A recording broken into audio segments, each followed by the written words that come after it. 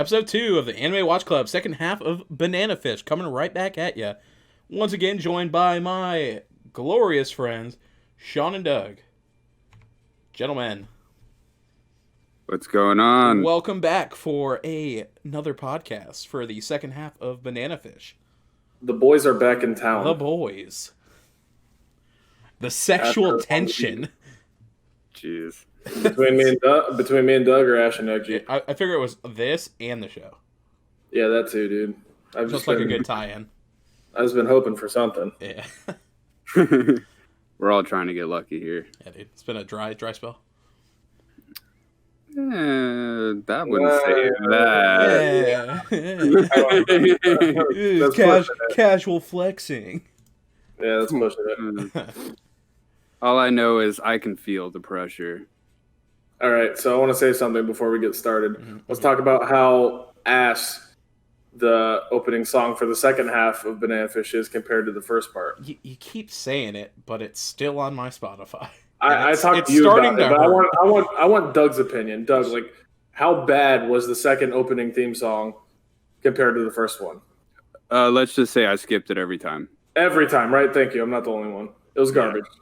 Yeah. It didn't have that sick fucking guitar riff in the beginning, you know what I mean? Like, I couldn't get behind it. Yeah, I mean, if I'm gonna fucking compare, like, pizza and an orange, like, fucking... Well, it was a banger. I have a preference. It was a banger, and just the animation that went along with it is just beautiful. The foreshadowing to the Ash and Arthur knife fight. Oh, yeah. Which I believe is the first step into the second half, if I'm correct. Yeah, I think it's like before, and then it kind of like fades to black, and then it goes to that point. It's like episode 16 or something where they actually fight, right? Yeah.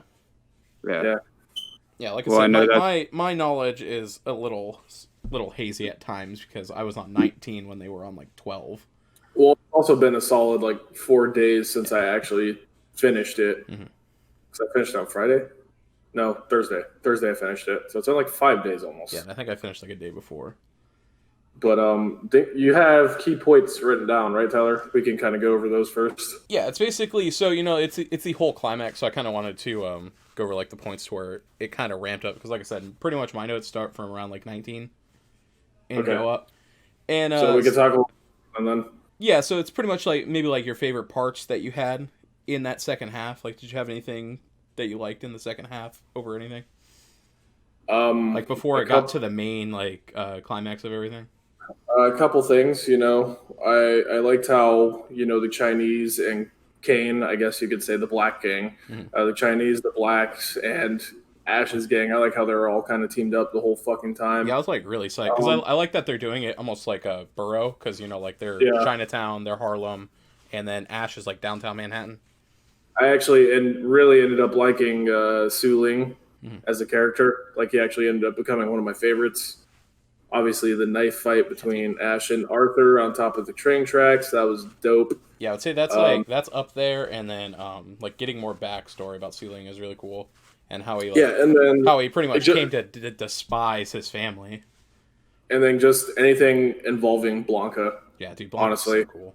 Anything involving Blanca was like a highlight, because he was kind of just like that mysterious, like, tough gentleman that could snipe you from like fucking 9 miles away. Yeah, so I would say probably mine is to get like his Spetsnaz backstory. I mean, that'd be cool to have, but you only got so much of them. Yeah. I mean, it's unfortunate, but it's kind of like they couldn't fit in another story within like everything that was going on. No, especially how late he came into the game. That's why it's kind of when we were talking about it that I was talking about that they should do a side story of it. I think they could honestly, like, the way it ended, they could do a lot of spinoffs. Doug, what were your favorite parts? What was your highlight reel of the ending? Well, dude, I haven't really thought about it, so I guess I'd have to say I like the Blanca coming in, reconnecting with Ash. And then how that kind of arc kind of played out. Yeah, because they really do set him up to be like a dick, and it's like Ash is like, I hate you, and then it basically flips like a full one. Yeah, it goes full circle. It comes around. Yeah. I don't know how deep we can go into the ending. Let's not talk. Let's not touch the ending yet. Like the end. Let's just say that's the height of what I like about this. I would say, because the ending's like probably like the solid like last five episodes. Yeah, but the rest of it was kind of just back and forth of Ash, gaining something and then just completely throwing it away. Yeah, like getting the upper hand, and then just as soon as he gets emotionally distressed, it's done. All right, bro. So this is one of my points that I was like kind of getting tired of. And it was my note was, damn, Ash gets caught a lot. Fucking plot armor. Because Jesus, bro, the amount of times he's like, I got a plan, and then it's like, fuck. And then he's just caught again, and it's like, good God, again. It kind of like.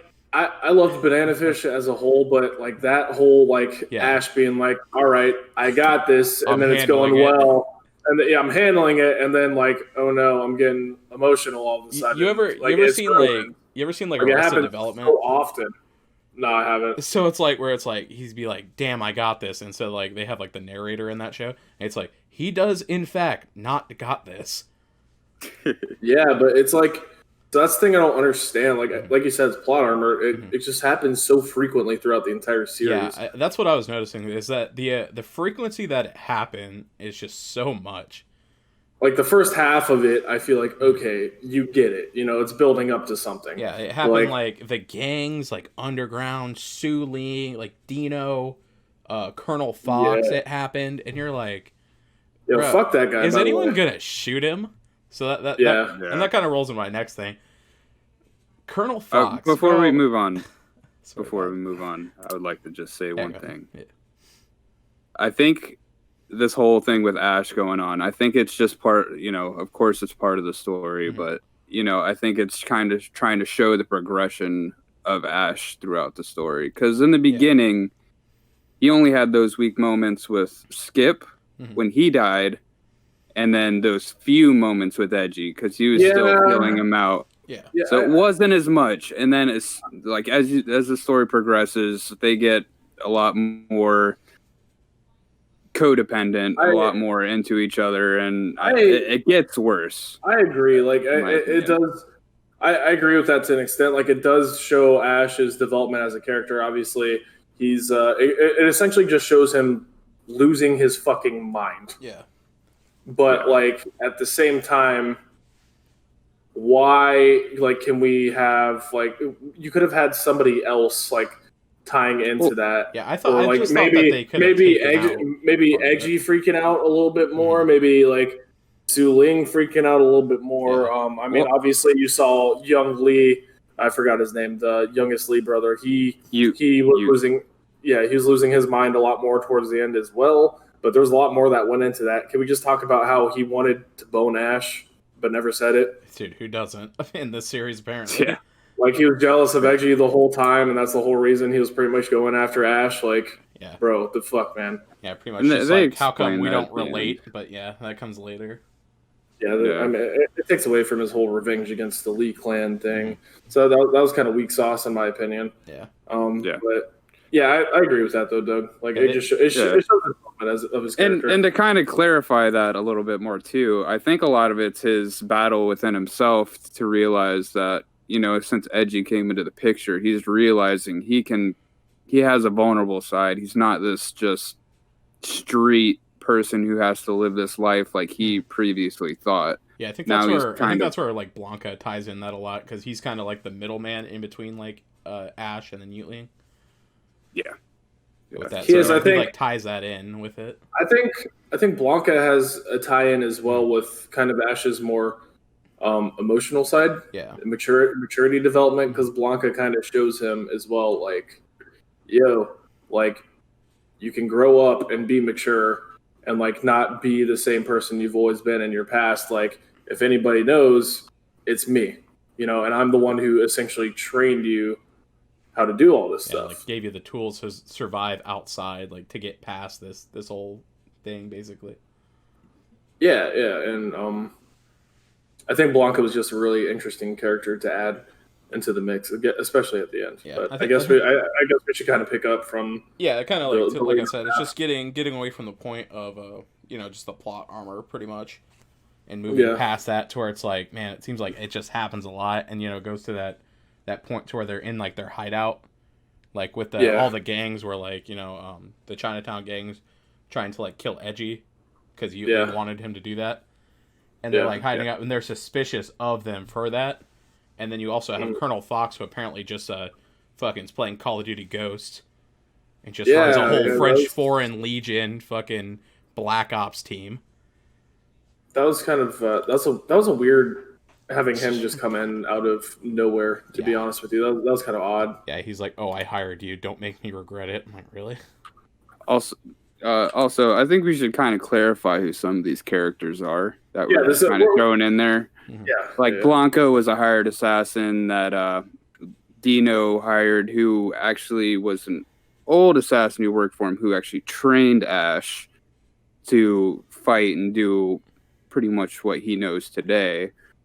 And Colonel Fox is a kind of similar.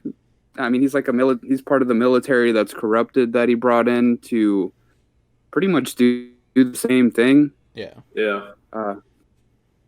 So just to kind of clarify those characters. How about we go over each episode? I have it pulled up right now to where it gives a kind of base factor of what happens in each episode, and we can kind of give a little review before we go more into detail about these newer characters that are introduced, which are towards the end. Well, just like whatever, like if there's any main points that pops into them, because I know like the last one we went like a lot of detail.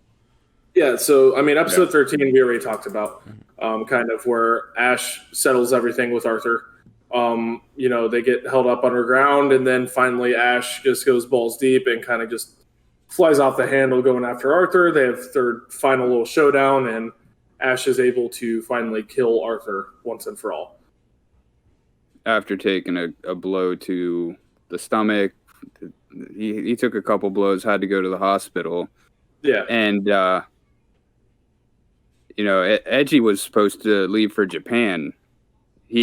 Ash had it set up that before he went to go fight Arthur, he had two of Ash's crew waiting for Edgy to get up so they can escort him to, the airport so he can go back to Japan. To try to protect him. And of course, Edgy gets it out of them, and they end up helping him get to where Ash and Arthur are fighting. And then, the police show up after Ash kills them, and then everyone pretty much ends up going to jail. Yeah, because that's where they take him to the mental health institute, right? Yeah. Yeah. Who? Ash. They take Ash to the mental health institute. They took him to the hospital first. He got rushed to the hospital first, and then while he was in the because he was near death. Once he was in the hospital, they tried assassinating him first. Yeah, with the nurse. Yeah, he killed the nurse that tried assassinating him that was sent in. And then that's when finally the other two guys came in, and they're like, yo, we're taking you, shut the fuck up. We're taking you to the mental health institution or wherever they're going. The quote-unquote FBI. Yeah, the quote-unquote FBI. Yeah. That's where it goes, because that's kind of an overall theme is like the National Mental Health Institute is run by Dino, that you find out later. And that's kind of a whole part of the conspiracy. That's kind of where they test banana fish with the drug on people that basically don't exist in the system. Well, no, they're all criminals. Yeah, they're all criminals. So like I said, they don't exist in the system as like they're a patient. Yeah, so once they take Ash to the mental health institution, they decide to announce to the world that Ash is supposedly dead. Yeah. And that's when Edgy and Su Ling and all them, there's no way he's dead. And that, who goes in there? Max and eBay, right? Yeah. They go in there. There's like reporters. And then they're like, that's not Ash's body. He's still alive somewhere. And they come up with the plan to break him out of there. Yep. And then when they get Ash in there, he's pretty much Dino's puppet again, per se. the doctor walks him through, and then you actually write Banana Fish on Dr. Alexi Dawson. Yeah, that's right. I believe that was his name. Yeah, that was his name. And who's one of the creators of Banana Fish, just not the super corrupt one. So Ash already had working on a plan to get him out too, and I believe the plan was for Mac and eBay were gonna help rescue Ash, and then I think Ash wanted to get and he wanted to get Alexi so he can have physical proof to hold against Dino and that whole whole organization, so he can be exposed.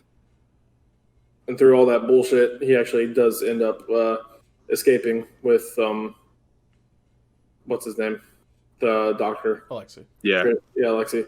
He ends up escaping, right? And then forgot exactly what happened after that, but he got caught up and he had to make a deal with Dino, correct, to turn himself in. So that's when Blanca comes in, because Ash and Edgy are back together. That's right. That's right. Yeah. Blanca, we don't know this yet. Ash is going after, I believe his name was Kippard.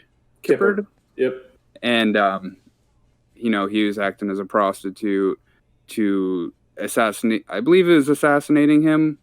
Well, himself. He was getting all the picture evidence from him as well. He was helping Max out. That's right. That was part of Max exposing Dino's whole prostitution ring to the public. Yeah. And as soon as Ash was about to get him ready to talk, he got sniped from a building across the street from where they were. Not to mention, meanwhile, before he even went to Kippard's room, him and Eggy were just around town, and Ash was like, "Yo, I can sense somebody watching me, but I can't see who it is. I don't know who the fuck it is." Which is very unusual for Ash. Yeah, he's super on top of that. Yeah. So on top of that happening, and then Kippard getting sniped after Ash confronted him, Ash kind of had the realization. He's like, there's only one. He saw the building from way across far away where he got shot from, and Ash is like, there's legitimately only one person who could have done this, which is Blanca. Yeah. And then there was also another one. Holstock was another one of the, I think there were top 5 members of this organization Dino is a part of. Kippard was one, and Holstock was the other. He gets killed after that whole realization, though. Because he gets killed in a random... He snipes the driver in the car, and then the car crashes into the gas tank. Yeah. And explodes. That was Holstock, if I remember correctly. Yep, that was it. And then that kind of turns into the part where he has to agree to the terms, because he basically knows that Blanca will kill Edgy. Yeah, he sniped Edgy in the room. Yeah, he just nicked him in the shoulder. He didn't kill him on purpose. As a warning, basically. Yeah. Yep. And then so Blanca, we kind of went into a little bit, but Blanca was a professional trained assassin that worked for Dino, and he essentially took Ash under his wing whenever Ash was being groomed to be Dino's next successor. And Blanca trained Ash how to kill, how to, just be an assassin, all of his moves, how to do what he needs to do, how to sense people, how to move quietly. And then Ash is kind of just like a deer in fucking headlights, because he's like, if there's one motherfucker that can kill me on this planet, it's this guy right here. Yeah, because he, like you said, he's the one who trained him. Like, he knows everything that Ash knows plus more. He has more experience. As you find out, he's part of Russian special ops. He's just way more experienced and knowledgeable in the field. And I forgot to mention as well, sorry to interrupt, but this whole plan to get Ash to turn himself in, fucking Hyung Lee set this whole thing up with Dino. I forgot to throw that in there. This whole thing was, I'm sorry, I don't even know how to pronounce his fucking first name, but the youngest Lee brother, It was his plan with Dino. Yeah, it was his plan with Dino to get Ash to turn himself in. Yeah. Yeah, but Lee just wanted, he just wanted Ash dead. Yeah. He kind of he brought it all together. He brought it all together with Dino though, and was like, "This is where Ash is at. This is what he's doing." Type shit. He was playing along. Well, he's so also he can got he's got the intel too, because his gang is teamed up with Ash's gang, and like that, so they know where he is basically for all that. That's before trying to cut a deal into it with Dino. Yeah, that's before Su Ling also is like, we're not dealing with him anymore. So he had the dirt. This dude's a bitch. We ain't fucking with him. This is the beginning of the bitch made. Yeah, beginning of the bitch made. One of you guys want to kind of dive into what happens afterwards? So before we dive in, something we kind of overlooked, not a huge detail, but was when Ash went and looked at the crime scene where the assassin was, he found a book. And it was Island in the Stream by Ernest Hemingway. Yeah, which then they go into the flashback, kind of builds Blanca's start of his arc. And it just pretty much shows him as like, this is a book that, how does he put it? That kind of teaches you to be a person, And so the maturity factor is Blanca's like telling Ash like, hey, once you're mature, kind of like when you're growing a little bit, read this book. Yeah, and it kind of alludes to Blanca doesn't really have sympathy for people. He's kind of what's the word I'm looking for? Unempathetic, for lack of a better term that I can't think of. It's come up when it doesn't matter, but that's a good word for it though, because it really shows him as being non-empathetic towards anybody. Like when he's first introduced, kind of cold, just like isolated, like just does what he's paid to do. Yeah, just kind of like a stoic character to kind of show like that. He like, I'm literally a killer. Like I'm basically born to be one. And he's like, I just taught you. You're just kind of like playing the role. Yeah.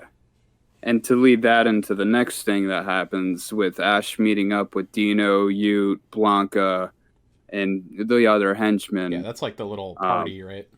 Yeah, because that's when Ash turns himself in, and Dino's grooming him again, essentially. Yeah, because basically the plan was he was gonna like adopt him officially, and then make him like the next successor. But they were like, oh, we're just gonna keep drugging you till you're obedient, essentially.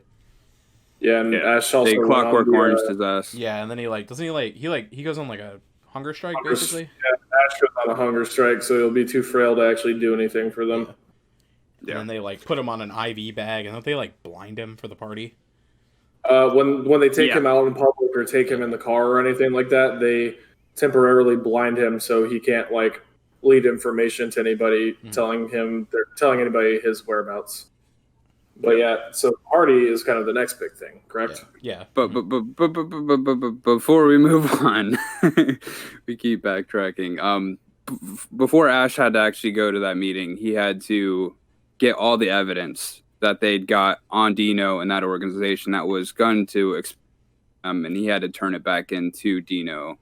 And this was all to save Edgy's life, because Edgy was Blanca's target. That was his hired kill. And Ash did not want Edgy to die.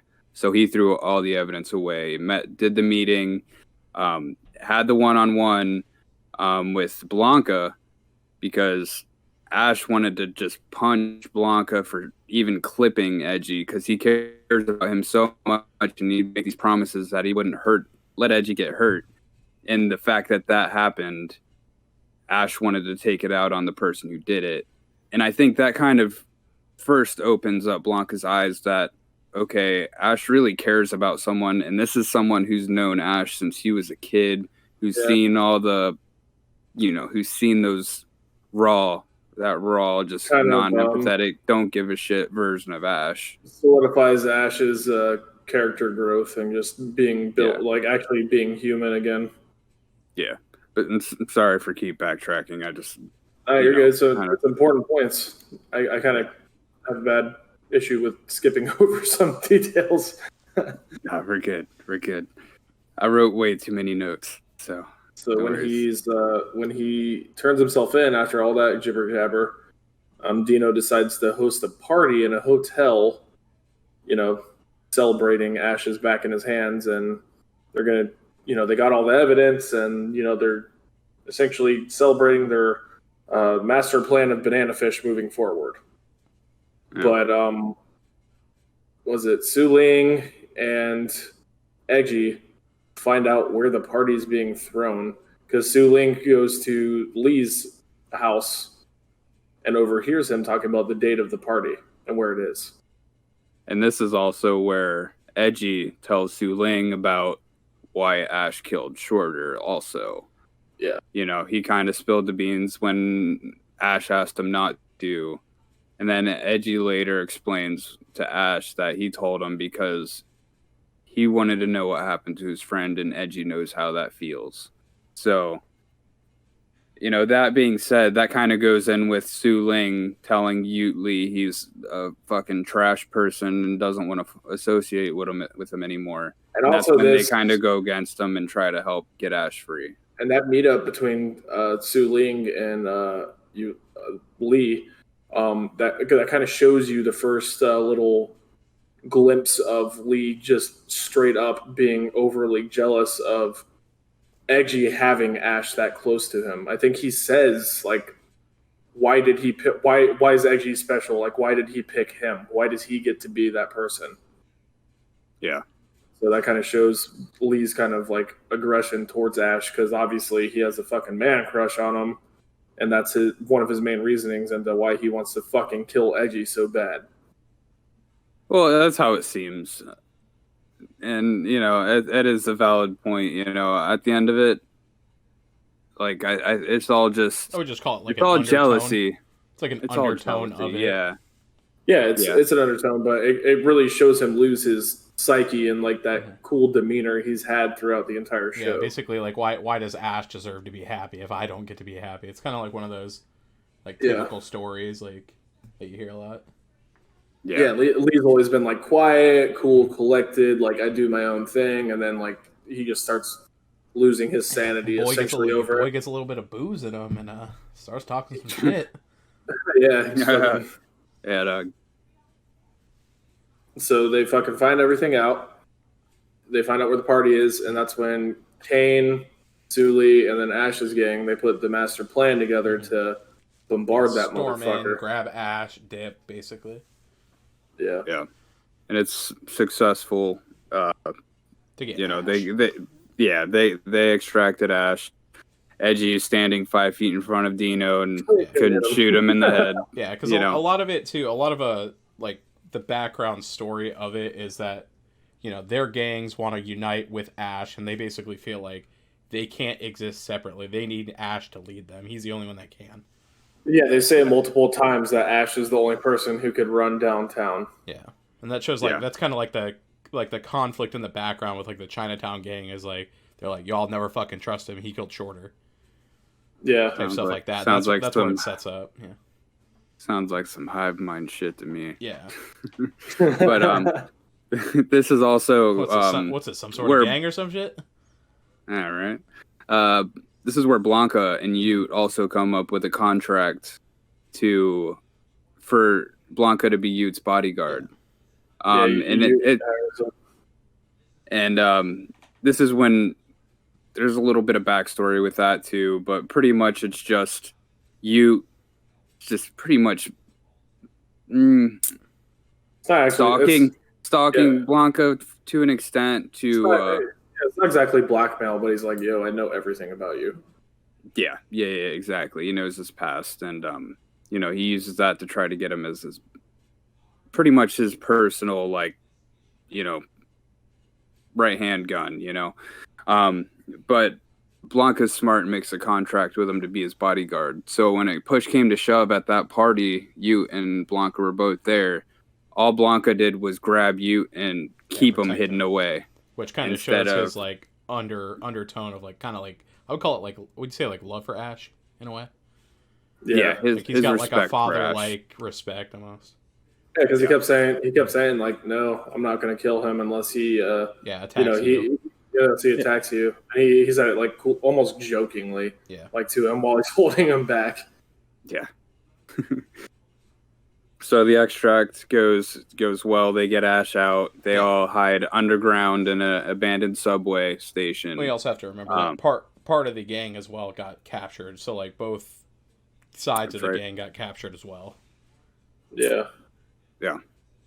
So them being underground, waiting for Ash to kind of, he's on these drugs. He can't see. He's pretty much inebriated. He's and weak from not eating for like, I forgot how many days that he says, but it was like upwards of like 2 weeks.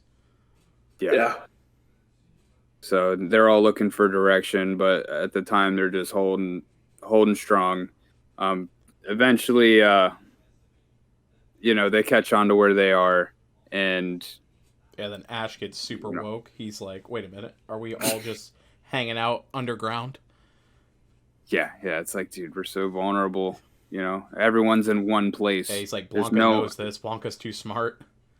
Yeah, exactly. And so then they all start fighting. Dino sends his men. Ute men are down there also, and we later find out there's some spies amongst the Chinese. Yeah, that part of the gang. The bitch maid that are feeding information. Also, when they're underground and they start to, some of the Chinese and other guys are being held captive, that's when Fox comes in, correct? You find out his people are the ones that are storming the underground and capturing them. Yeah. And I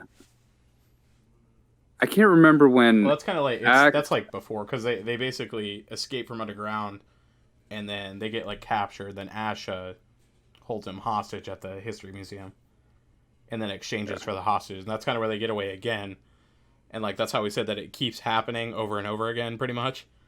Yeah. So that's when then Colonel Fox comes in, because they're all in that like apartment complex.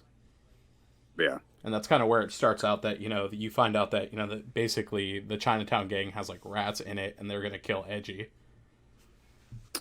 Right. And that's where that kind of goes down. When did Ash and Max go to that gay bar to get the photos of all the children? That was back when. So that's that was back before all this, right? That's because Blanca had sniped that guy. Yeah, that's how he got the information. No, this was a different guy totally. The guy, the main perpetrator's name was like Frog or something. Yeah, that's what we're talking about. That's how he got the information. Yeah, Blanca sniped that guy in the head, though. That's what I'm saying. Blanca had sniped that guy. No. He sniped Kippard. No. He sniped both of them. Yeah, it's like the separate part. But in the game... I think it was Colonel Fox. Colonel Fox killed Frog. No, because Colonel Fox was in the bar undercover. Yeah, he sees him in the bar, and then he gets to the... Well, he sees them talk to Ash. Ash gets the pictures, leaves, and Colonel Fox says, "What did you tell him?" and kills him. I might be wrong. I'm just... that's what I think. Remember? No, yeah. My thing is, he didn't snipe Frog. Well. He didn't snipe Frog. I was wrong then. Yeah. Because that's when he comes after, so they get it. The Colonel Fox comes after, and then like see that Ash doesn't see that. Yeah, so that's all he does is see the guy in the bar, because he was like, "Well, can I buy you a drink?" And he's like, "I'm here with Matt," and then he's here with Max.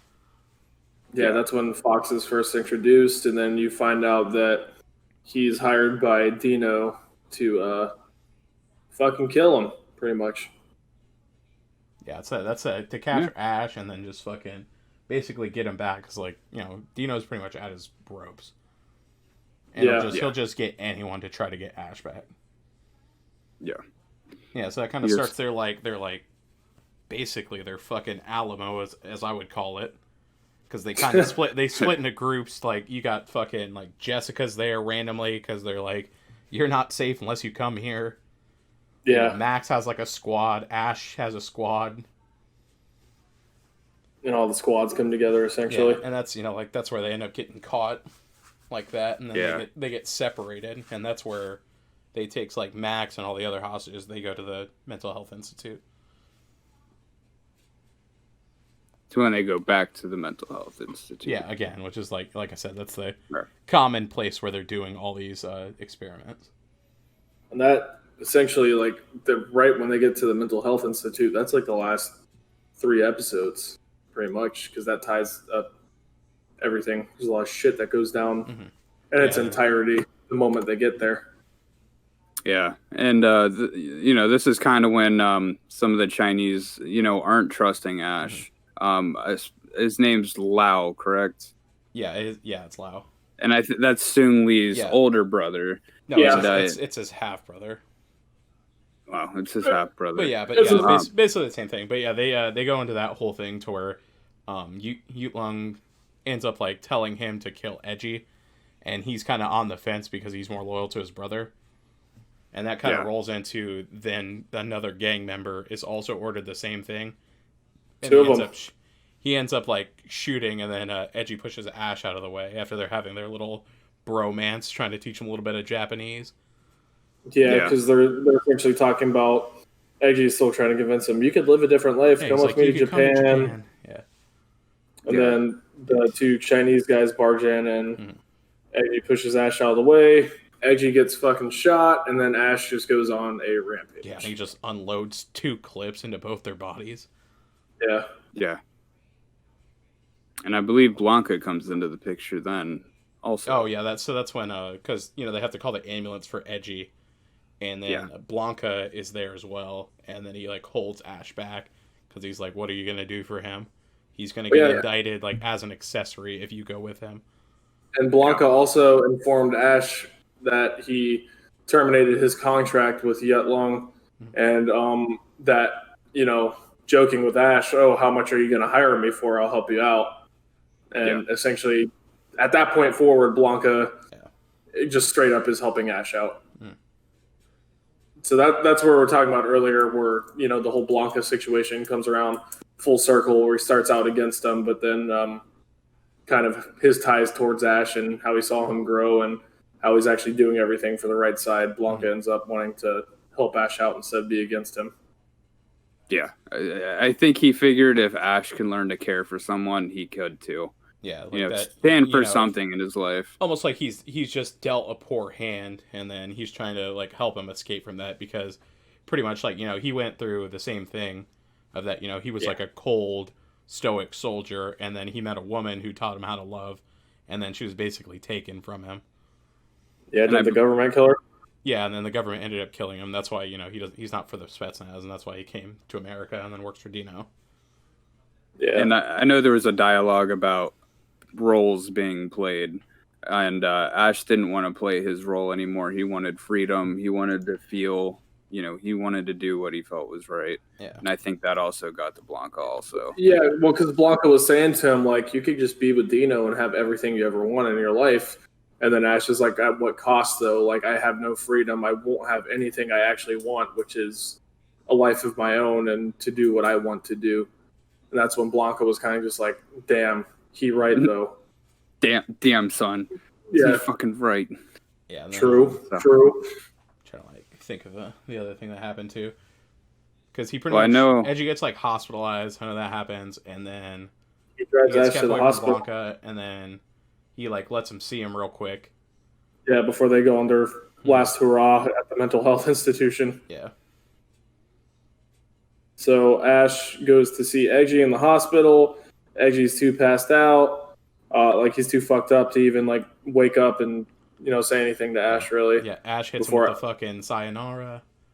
Yeah, he hits him with sayonara, and that's when fucking Edgy's like, no, come back. Like, and bitch, blah, blah, blah. fuck you mean, sayonara, dog. Yeah, supposed to be matinee, dog. What the fuck? And then there was a weird part in that, like at the end, because he only had a limited time, and the cops were showing up like on a cycle. Yeah, and then it almost felt like Edgy was like telling him to go and like throwing a rock at him and telling him to run. I just had that vibe that it was weird, but. Yeah, he just wanted him to get out before the cops showed up. And then after that is when they head to the mental health institution, right? For the final fucking bang out. Yeah, because they set up this whole plan for that, because like it's like Blanca and Ash set up that whole thing, and then they also have, it's like a little side story of it that is helping to catch like the Corsican Mafia with like everything, because they still have a Ash's like file from Frog, and they're gonna leak it to the media. Yeah, and that's like their backup if they could. It's like their main goal is to get Banana Fish, all that info, and leak that. Yeah, it was to stall for like Max and the other hostages, to keep them alive until they could set up their plan. Yeah. And then so they get to the mental health institution, and I forgot what words were exchanged exactly, but Max comes out, or not Max, Colonel Fox comes out. Yeah. This is like the big start of the climax too, like the very final part too. Yeah, so they exchange words. I forgot exactly what they were talking about. And then fucking he's like, because he's like trying to, he's like, oh, like, oh, fuck you, like I got the upper hand finally. He's like Daddy outsmarted Fox, and then Colonel Fox just shoots Dino. Yeah, he blasts Dino. Yeah, it's just, he's like, yeah, I don't care what you say, and he just popped him. Yeah, that's right. Because Dino was trying to say like, you're working for me. Like this is what we're doing. Yeah. And then Colonel Fox is like, "Ayo, fuck you," and just caps him. Right, caps him. Yeah, because he wants to like seize control too, because he wants to seize control of the project, and then, he wants the Health Institute basically for it. And then Dino's talking shit the whole time. Yeah. He's just like, I built this from the ground up, and then Colonel Fox is like, not anymore. Boom, bang, you're busted. Bang. And then fuck, dude. Then just starts the fucking chaos. Goddamn. Pure chaos. God damn, that's all I gotta say.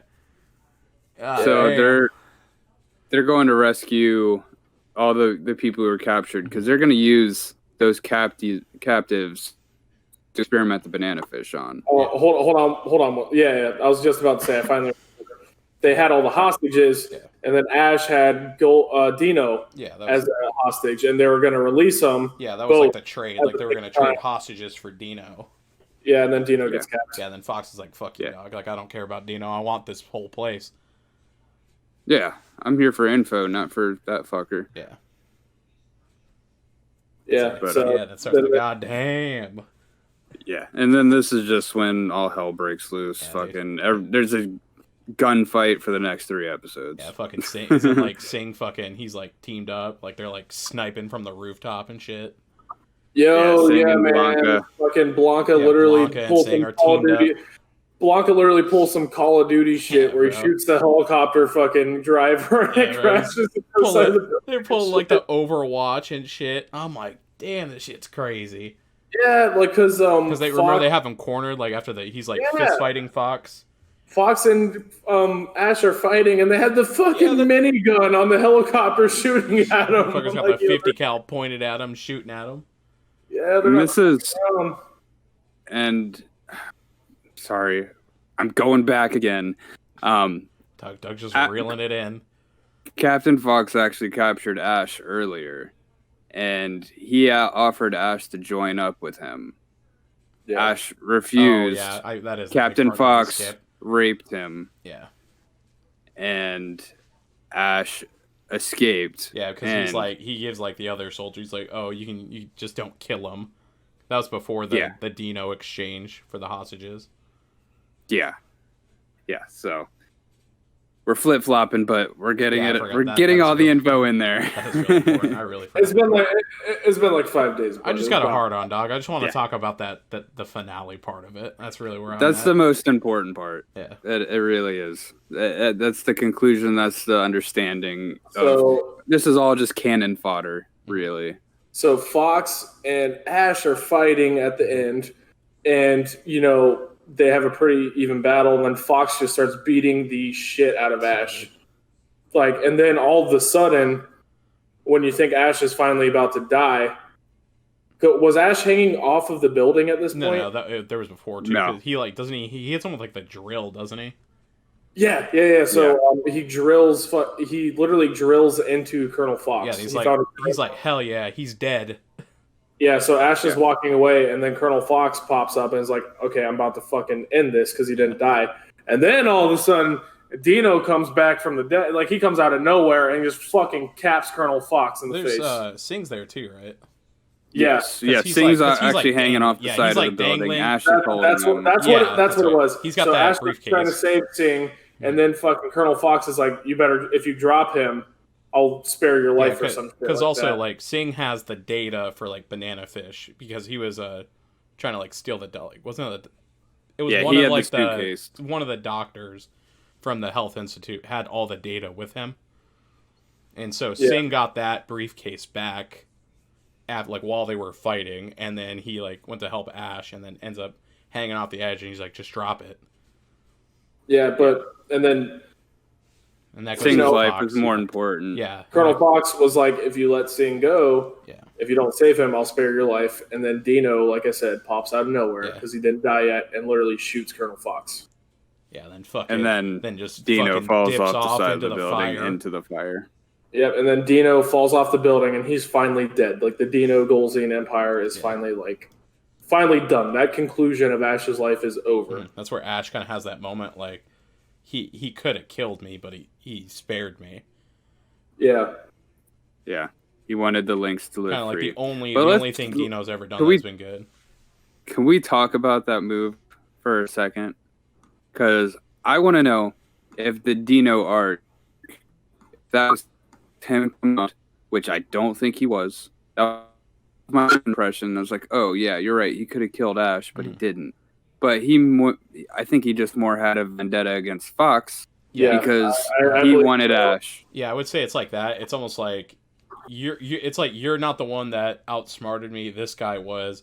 I'm gonna die anyway. So like, I think what it was is Dino would rather have his he wanted to kill Fox more than Ash because Ash wasn't about to take all the credit for his project and essentially run the whole thing and get all the money for it. It also does kind of like tie into that point of where like they did leak it to the media about Ash's and like the whole background with all that. So it was kind of like it was falling apart as well, kind of simultaneously with all this stuff going on. And he also knew, though, Ash wasn't going to sit there and run with it and steal all of his credit and shit. Like, Ash wanted it gone from the get-go. Mm-hmm. So I think he would rather... He knew if Ash lived, that it wouldn't be around still. Mm-hmm. As opposed to if Colonel Fox lived, and Colonel Fox would take it, run it, and then essentially take his spot and get all the credit and money that Dino had put into Operation Banana Fish. Yeah. That's my opinion. Mm-hmm. It makes more sense. My first initial thought was, wow, maybe Dino really did kind of finally find I think in it's there like somewhere that he just loved Ash to the point where he loved him too much that he wanted to control him. Yeah, it's kind of like, because doesn't he have like that line where he says he's like you'll never control like the wild beast, and Colonel Fox has like his foot being like, oh, I'm gonna control him basically. Yeah. Yes. And so I think that's where that ties in to where he's like, he's fuck off. Like, and that was if anyone's gonna do it. It's supposed to be me. And that was pretty much the ending of the big fight. Yeah. And to where it like goes back down. The last few minutes of the episode tie up the ending. Yeah, and then you get like a news report. Before we jump into that too, just to cover this last move with Ash and Max and eBay. They all, because all the evidence is gone. All they have left is those kitty pictures, and Ash's kitty pictures were in there. Max burned them. Ash told Max, you could use mine. It doesn't matter. And then Max goes on this whole tangent of, dude, this is something that doesn't have to weigh on your mind anymore, and he burns them. Even though it'll still plague you, you could find some solace that they don't exist anymore. And I thought that was a really strong point, because if you remember, Ash and Max met in jail, and they didn't get along because Ash knew he was there when his brother died. Yeah. And or lost his mind. He was on Banana Fish, and he tried to kill him. Yeah. So just that whole character development with just that pair of people too was a really strong ending for them. in my opinion. It essentially builds on to the underlying factor that keeps being brought up to Ash. Like, you don't have to keep worrying about your past. You can do something. Like, you don't have to keep. You essentially don't have to worry about this part of your life anymore, which is a big underlying factor with him and his close cast. Yeah, but I just wanted to bring that up before we started getting into the real deep ending. So the fucking way. You know what I call that. Yeah. So basically, it goes. It has basically. It's like, wow, you just got fucking overstimulated with guns and explosions and fire. And an awesome scene. A really awesome great scene. Probably makes it worth watching the entire series, I would say.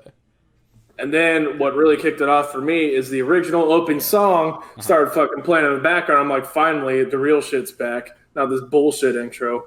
Throw that out there. Go ahead, continue. Okay. That was a real strategic move on them because they hated the intro. So as soon as they pumped it in, they're like, "Oh, these fuckers are gonna be jacked." Yeah. Actually, that was actually a whole part of the plan. Is like they wanted to give you the weak intro so they could fucking hit you with that at the climax, and so they don't have to pay for extra rights. Dude, it's like if Hulk Hogan just popped out of nowhere with like his hot walkout song, his hot dog fucking tan skin, and his fucking silky Chinaman hair was just like brother, and then the song started playing. It's like, oh shit, this is what's up. Yeah, so kind of reels it back in to where it shows the news report of basically like these high-ranking government officials and like Dino's sex ring and being like, this is a gigantic fucking American scandal, which I could see happening. I feel like that's what the Epstein thing was supposed to be, but you know how that played out. Yeah. And I think Banana Fish came out before that. Yeah, damn, bro. So, it's a little preemptive or whatever. Yeah. And yeah, so then you have pretty much that part. There's that part, and then it's like Singh talking to Ute Loon, right? Yeah. To where he's like yelling at him, like, yo, I'm gonna work with you, fuck you, stop being a little baby bitch. Like, we're gonna fix this shit. Yeah, and this is when you kind of he does become a crybaby bitch, but he kind of lets loose to Sing like why Ash and that's where you get bothers him, backstory and why it is and stuff like that. And he's like, well, you can be too. Don't pretend like you can't be. Like, don't bring others down because you're not happy right now. And fix it. Before we get into this, so one thing we didn't mention as well. Su Ling felt guilty about Edgy dying and approached Ash a couple episodes before this and was like, these were my men. I'm partially Hey, Sean. Edgy didn't die. Not Edgy, I'm sorry. I don't even know what the fuck I said that part. I was like... When Edgy got shot. Yeah. That's what I meant. Bro. Edgy doesn't die, spoiler. Yeah. When Edgy... spoilers. When Edgy got shot by the two Chinese members, Su Ling went up to Ash and was like, I'm fully responsible for this. Those were my men. I'll be punished any way necessary. And then he offers to fight Ash. And Ash accepts. Now let's move forward. Well, that's also like the part where he's like, where he helps him out. And he's like, you still want to fight? And he's like, no. And he's like, well, good, because I didn't want to either. Yeah. And that's kind of where it's like, okay, that's over. He's like, let's end all this. This fighting, basically. Craziness. Let's like, end it why all. are we still fighting when it's like there's clearly some terrible shit going on? But there's a reason I'm saying this. When we get to that point, I'll bring it up again. Yeah, so, basically to go back to that thing is like, you start bringing down, start slowing down. Edgy and eBay are supposed to go back to Japan. So, like, Edgy's... Hold on. Let's not get too far ahead. Take the charge then, bud. with the whole you and...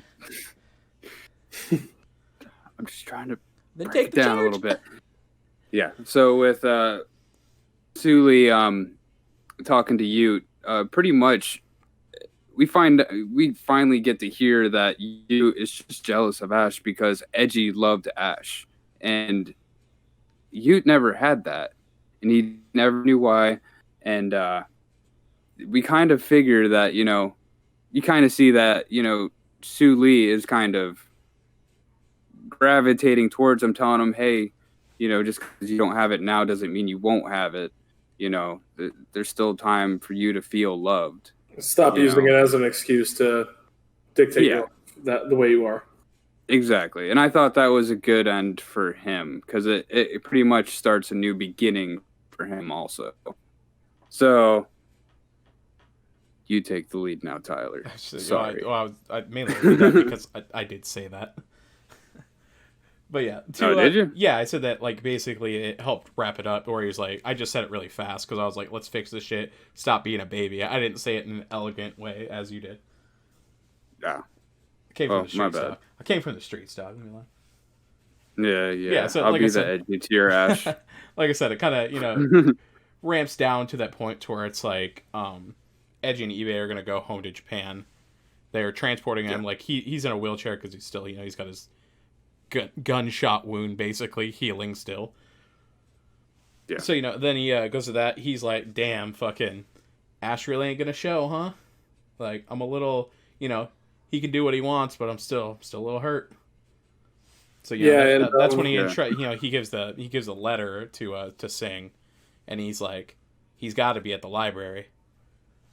So Su Ling goes and delivers the letter to Ash. He does that fucking. You ever seen like Charlie and the Chocolate Factory where he's like, run as fast as you can, type shit, because he's like, yeah. And the whole time Ash is debating in his head like, should I even go see him? Like, no, I don't want to. I shouldn't, but I want to. And then Su Ling brings the letter to Ash. And then inside the letter, it's a very emotional letter to Ash talking about how he'll always be there for him and their souls will always be together. And no matter what, like, I'll remember you. Yeah. Bringing tears to fucking grown men's eyes. And then behind the letter, though, there's a ticket to Japan for Ash. Yeah, dude. And he's like, oh, shit.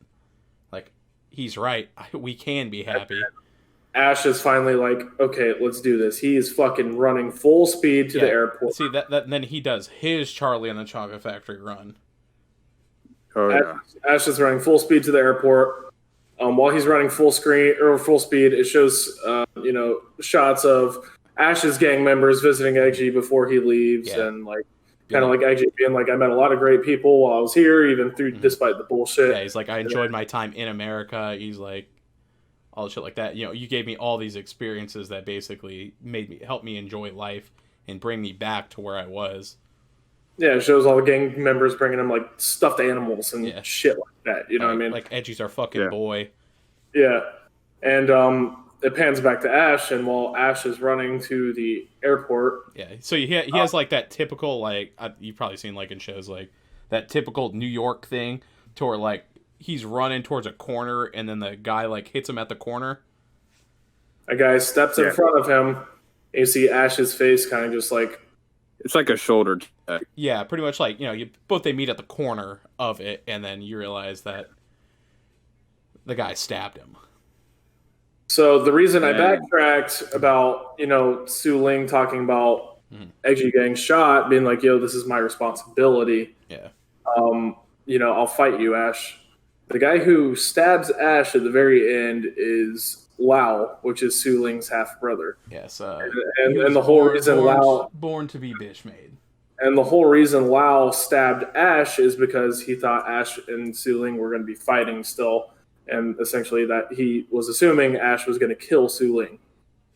And Lao couldn't forgive Ash for killing Shorter. Because no one but Su Ling knew the truth about why Ash killed Shorter other than Edgy. Yeah, and during that scene, though, Lao even said, like, I couldn't let you go after Su Ling. Like, those were his words. He was saying, like, I couldn't let you, because he thought they were going to fight still. He was essentially saying to Ash, like, or in his head, like, I couldn't let Ash, go and fight Su Ling. Su Ling would live. There's also the part too where like Lao talks about, he's like, I'll never follow him, and because he also kills the other two gang members that shot Edgy, and he's like, you're basically just letting them kill us, and he's like, well then get the fuck out if you're not gonna work towards a bigger goal. So Lao stabs Ash, unfortunately. And Lao gets blasted. Yeah, Ash fucking just pops his ass with his gun before he gets and seriously injured. And starts bleeding out. Shows the plane flying away with Eggy on there.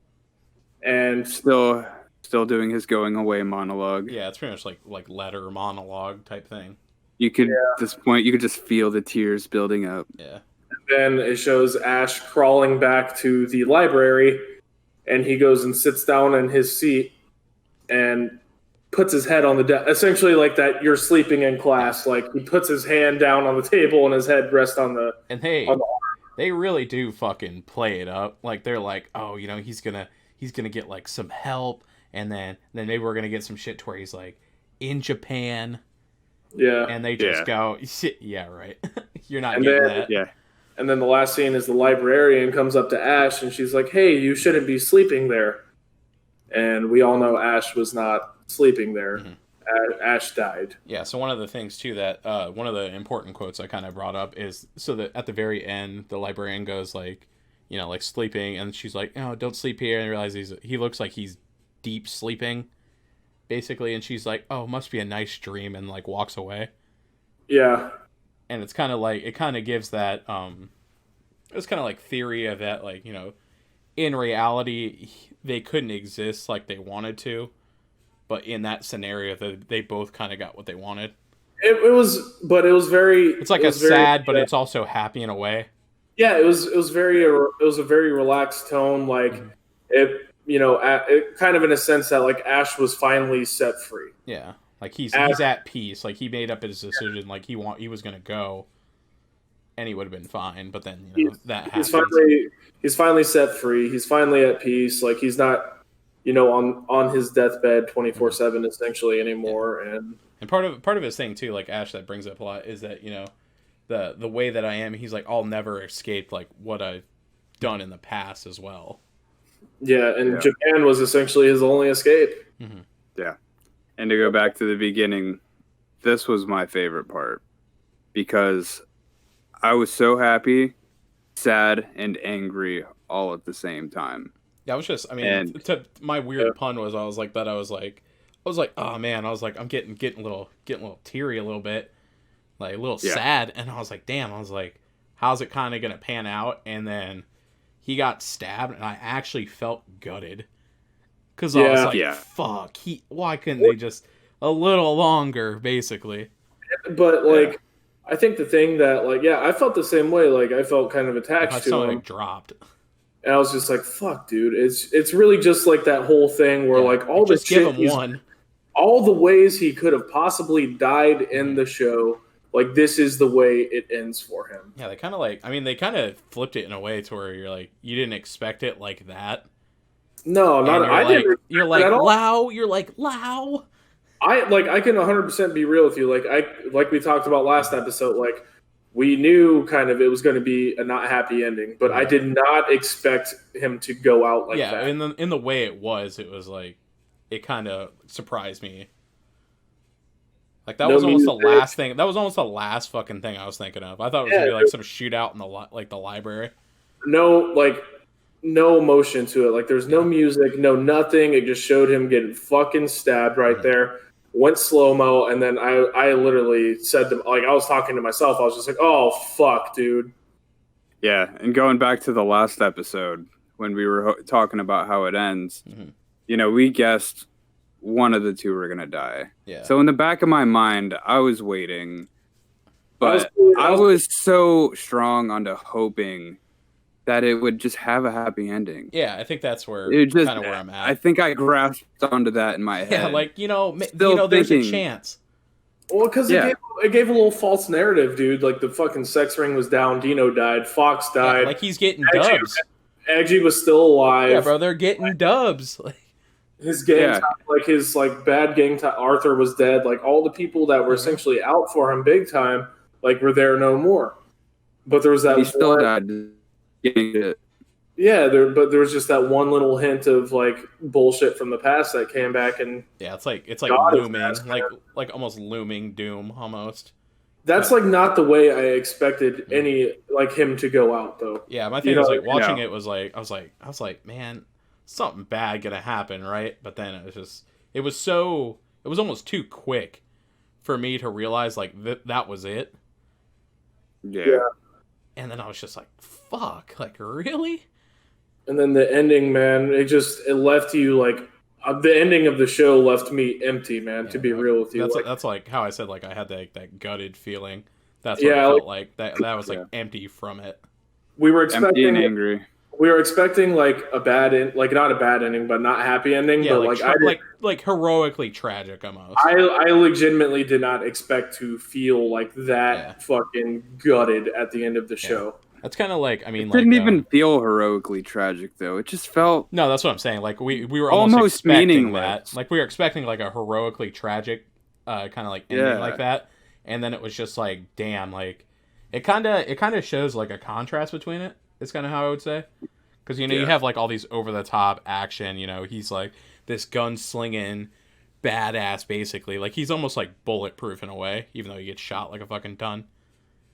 Yeah. But it's almost, it's like, damn, is he like invincible? And then he goes out like that, and it kind of shows like even like a realistic tragedy in life.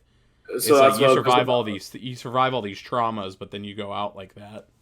That's what I was about to say. Like it was kind of just like, life isn't always like that, unfortunately, no matter what you go through and like what actually happens. Like if it's not meant to be, it's not meant to be, and some like shit like that happens, unfortunately. It's just like you're not used to seeing that really in I guess anime. Yeah, it's you like know what I mean? like a realistic ending. You're like, holy shit! Like as simple as that, as elaborate as all these plans to like capture and take him, and like the people that wanted to kill him. It's like he just goes out he was just at the corner at the right time. Yeah, it was just unfortunate, very unfortunate the way And he then went out. even to the quote too. I think if I remember right, Lao says he's like I forget, he was like you weren't on guard or something like that. Yeah, like why was your guard let down or something? Yeah, he was like, why was your guard let down? I think it was like what it was. Yeah. A real tragic afterthought I had with this, was, when Ash dies, he kind of finds peace. That's kind of my iteration that's where, of like, the happy. He looks like he's having a good dream. Mm-hmm. That's what we were just me and Tyler were just saying. Like it felt like he was finally released. Like not to sound like cliche or whatever, but like he was finally released from his demons. You know what I mean? Yeah, like there's no one that can hunt him or Edgy, and no one's gonna hurt Edgy, stuff like that. No one's gonna make anyone else sad. It's finally that it's just over with him. Like it ends with him finally, and then that kind of ends the story. But on the contrast, part of Edgy's monologue is he wants to come back and see Ash and see everyone again. Yeah, that's where I was sad. Can't have that anymore. Yeah, that's the main part that made me sad, because I was like thinking about like Edgy in it. I'm like, man, he's like, I'll come back. He's like, even if you don't come, Ash, it's cool. Like, I'll see you again. Like, I guarantee I'll see you again. And that's like, oh, no, he's not. And I think that's where the anger came from. Yeah, I'm like, no, he's not, man. I was like, fucking that's Edgy, fucking man. bullshit. Yeah. About to turn into a necromancer to make that boy happy. Yeah. So overall, it was a fucking great ride. I would probably wrap it up there for most of it. The only thing I would say is probably like our final ratings for it. Final thoughts and opinions overall. Yeah, to like wrap it up. Yeah, I think I'll give it a personal 9 out of 10. The whole story, just from start to finish, it just the progressing character development, the story taking turns I wouldn't expect, and the finale, it was a really good experience for me. I don't see a lot of animes like this, and I thoroughly enjoyed it. Yeah, I can see myself rewatching this like in a 5 years, a decade, as soon as I forget a little bit about it, just to kind of, just like, almost like watching for the first time again. Yeah, for sure. And re-experience it. So that'll be my rating for it. I really thoroughly enjoyed it. Which I mean, I'm also glad to hear, because I think overall the goal is like it has like you a lot in it, Doug, because it's kind of like the whole idea of this came from that, is to like have us watch like different types of anime, And I think the only reason like probably mine's a little lower, it's just because like I do watch like a lot of anime that has a lot of drama, and that's more of the place I like to be in, and so I'd probably give it like an 8. And I would say that because that kind of go. I mean, it's only like a half point up from what I said the last time, but I really like that climax. Like those last 3 episodes are like fucking killer. Like if I had just seen those 3 episodes, I'd be like, this shit is fucking great. Yeah. But it's just there's a lot of like in the middle to where I'm like, there's a lot of like he gets away with a lot of things. And I think they could have almost skipped that to focus more on the drama of it. But I know they were trying to keep that balance, and that's really my only complaint to it. I think I'm going to stick with my original rating of 8.5. So I'm pretty much between you two. Yeah. But kind of like what I said when I reviewed the first half. I'm in the same boat as Doug. I'd heard a lot about this, but I never watched it, and then we finally dug deep into it, and it's refreshing for me at least. I'm finally starting to dive into more stuff like this, anime-wise. Yeah, we could watch this again in a year and fucking all give it 7s. Fuck it. Well, no, I agree with you though, man. This is going to be like a kind of like a Cowboy Bebop for me, where I could go back and watch this and be completely cool with watching it over as many times as I want to, and still be entertained. But it's refreshing, man, and it's really just definitely a different just scene and vibe compared to a lot of things that I've watched the past couple of years. Right. Yeah, this is kind of like a Tokyo Ghoul for me. Like a lot of drama, a lot of death and heart. I mean, it's obviously not the same thing. If I were to compare it to anything, it'd be similar to that. The only issue I had really with it is kind of like it got old the second half. What we were talking about was like the plot armor. Yeah. That was my only real gripe about it. Like I definitely was more invested the first half. Yeah, it's like where like you're like slow. It's almost like a slow bleed of like the background conspiracy. But the saving grace of the second half of this series was literally like you said, like those last 4 episodes, man, were fucking killer. I just wish the whole fucking second half of it was like that killer the entire time. It's almost to me like, man, if they were like 5 episodes less, I would say it's like perfect. Yeah, they could have split it up a little bit more. They didn't have to focus on certain things as much. I'm not sure. I kind of disagree with that because I already thought it was pretty fast paced for what it was. They are kind of pulling a lot of things together. I just think and I know over our discussion we're kind of just going over main plot points, but there's a lot of small details in there too. Yeah, that really but I meant hold together. like more to like go to that instead of showing like another hostage situation where Ash is like, I'm gonna handle it, and then he gets caught, and that's like this, and then back and forth. I think they could have like story-wise, personally, I think that like things like that could have been different. I didn't think it always had to be a hostage situation or like, Ash getting caught up in something similar to what happened before. I'm not against it. I still really enjoyed the show. I just think that's literally my only gripe I had going into the second half of the show. Yeah, but I stick with the 8.5, man. I fucking loved it. I had a great time watching it. It was a good experience. Hey, 8's pretty damn good for me. Yeah. Like 9's like damn, this shit made me cry. This one, like, I'm like a little sad. Yeah, based on that, I'm sticking with a 9. Overall, though, man, like good ratings. Like we all enjoyed it. We can sit here and talk about it, which is a huge thing. You know what I mean? Solid. 8 plus is solid for any show, I think. For sure, like, considering it's 100% worth your time. Especially when it comes to like a 1-season anime. Yeah, bro. You know what I mean? Like, it's not a huge thing like My Hero or, anything going on like that where it's like, okay, it's in its 5th season. You're literally sticking to, here's 24 episodes. That's all you get. Yeah, it's like reading a book with no sequel. Yeah. But that's where I lay on it. Yeah, I would agree. I would say we're all in agreement. So I think we can put it past. And then remember, brother. And just remember Banana Fish, the show that we thought had a fucking stupid name that actually ended up being really good. And then we're gonna come at you guys next week with Violet Evergarden, right? So we're watching next. Yep, that has it's got 13 episodes and should be, I'd say whatever day we decide to record on, but should have a whole week to watch it at least. Yeah. So it's probably like a midday upload. So we'll see you guys next week with all 200 chapters of Demon Slayer. Catch you later. I'm gonna review One Piece by myself. Yeah, I'm gonna watch it in a week. Go brain dead. Violet Evergarden. Sounds good, guys.